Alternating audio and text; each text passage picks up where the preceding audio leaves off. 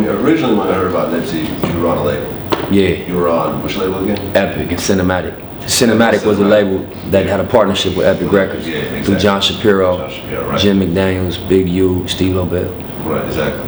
Yeah. But at one point, you decided to leave the label and just go completely independent. Yeah. But what was really the reason behind that? Charlie Walker's at RCA, I think now. Okay. You know, but Charlie Walker, good dude.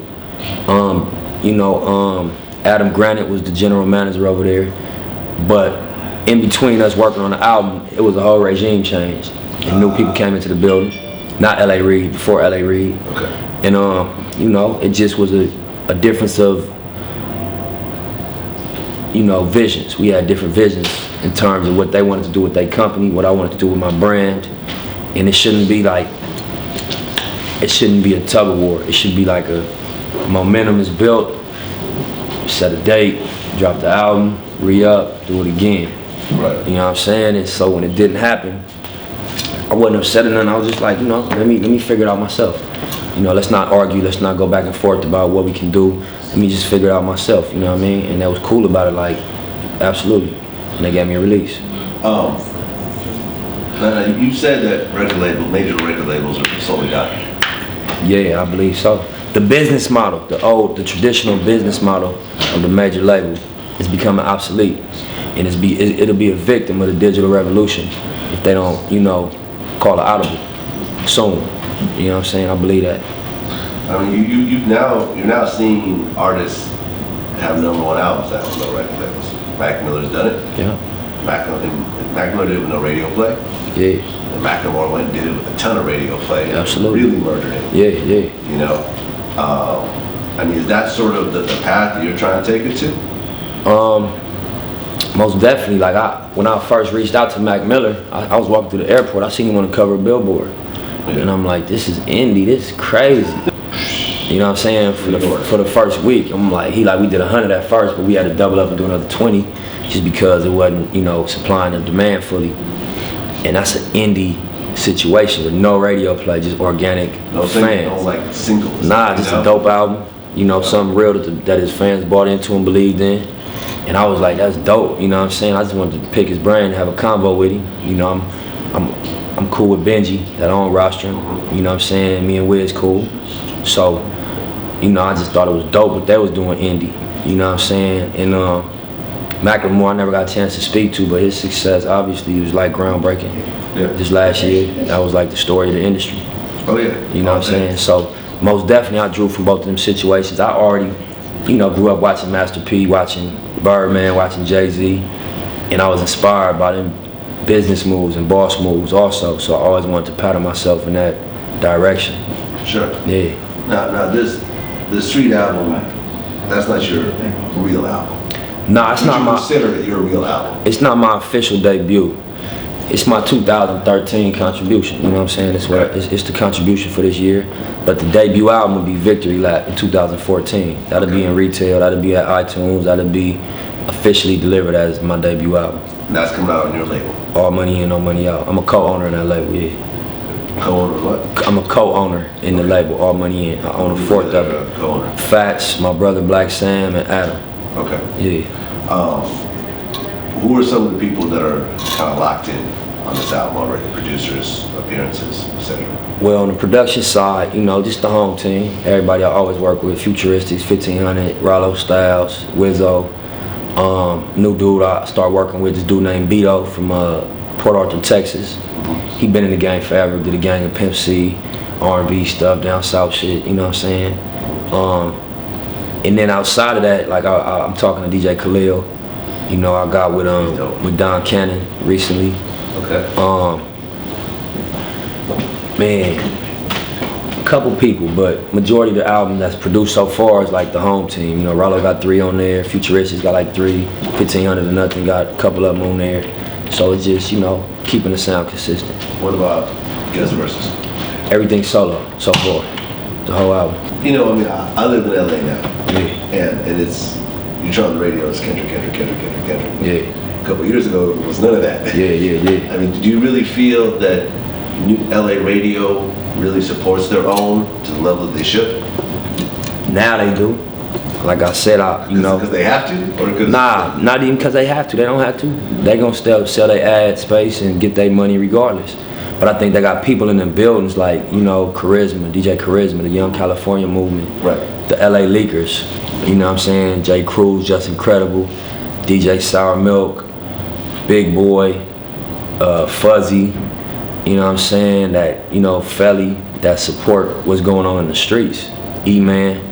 You know what I mean? They know what's up now. Like if you got a poppin' mixtape or you really impacting the city, like Charisma went and got T-Fly and put that record on the radio first. L.A. Reid just signed T-Fly. Right. Yeah, you know what I'm saying? I heard about that. And she had a lot to do with bridging what was going on in the streets and connecting it to radio. I mean, how much support have you gotten from LA radio? I mean, as much as they could possibly give me. You know what I'm saying? Because I don't really cater my records to like format. I cater to people. So my thing is more about my message and what I'm selling.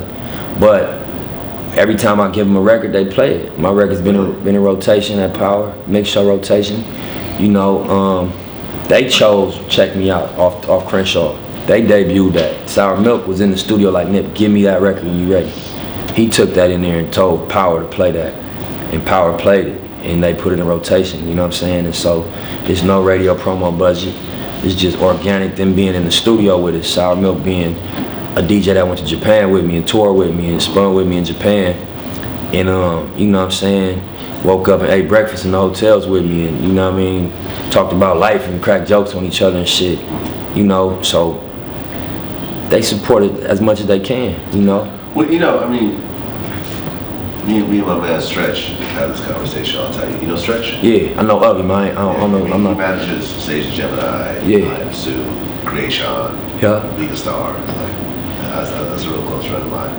And a lot of his thing was like, well, look, like the only real reason to fuck with a major label is they gonna put up that $300,000 to do a nationwide radio promotion. Yeah. Because you cool. Other than that, unless you want to gamble your own $300,000. Yeah. Which a lot of people don't want to do. Yeah.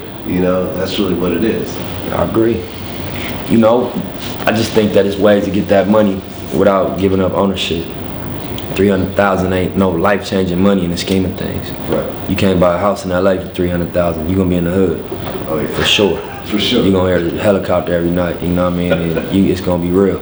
With $300,000. So, like, it's about being what type of hustler you are. You know what I'm saying? How you put it all together. You know what I'm saying? If you want to be an owner, but you want your records at radio, you got to find out how to do that. You know what I mean? If it's put up your own money, if it's figure out where else to get the money from, you got to figure out how to do that. Or you got to go ahead and just take a situation that makes sense to you. Me personally, I'm selling mine to people. I'm selling my product to people. I ain't selling it to the formats. I ain't selling it to the platform. I'm selling mine to people. That's why my shit is fuck the middleman. Well, I sat down with Yo Gotti the other night. Yeah. Right? He said that after his, he had like buy himself out of 2 record deals. I heard about that. You heard about that, Yeah. right? And he said after his last deal, he said, I think it was with Polo Grounds. Originally it was TVT, had to buy himself out of that. I think he had to pay like $500,000 or something. Yeah. Of his own money. Yeah. Buy himself out of that. Yeah. Then he signed with Polo Grounds. That didn't work out. Had to buy himself out of that for some smaller amount. I think he said like $20,000, $30,000 or something. Mm-hmm. And after that, he said he's never gonna sign another artist deal ever again. Yeah. And it was just because he just kind of clicked with L.A. Reid and L.A. seemed to believe in the music. Mm-hmm. That's why he did a partnership over He there. did a partnership over Joint there. venture, yeah. Right. Would you ever sign an artist deal with a major? Nah, I mean, just the structure of the majors, they don't respect talent. You know what I'm saying? They don't respect. Major labels don't respect talent. Nah, definitely not. Explain that. You at the bottom of the totem pole. Go tap dance, go rap, go sing, and then we'll talk to your manager or we'll talk to the executives involved in your situation. Of course, when you blow up, they jump on your dick and act like they don't. But it's not respect. You know what I'm saying? To me, respect comes first. So when I walk in the door, you know what I'm saying? I'm the executive representing the talent. I'm not the talent. I'm the executive representing the talent. So that's a different conversation. Don't play with me. You know what I'm saying? Don't talk to me like the talent. That's disrespectful to me.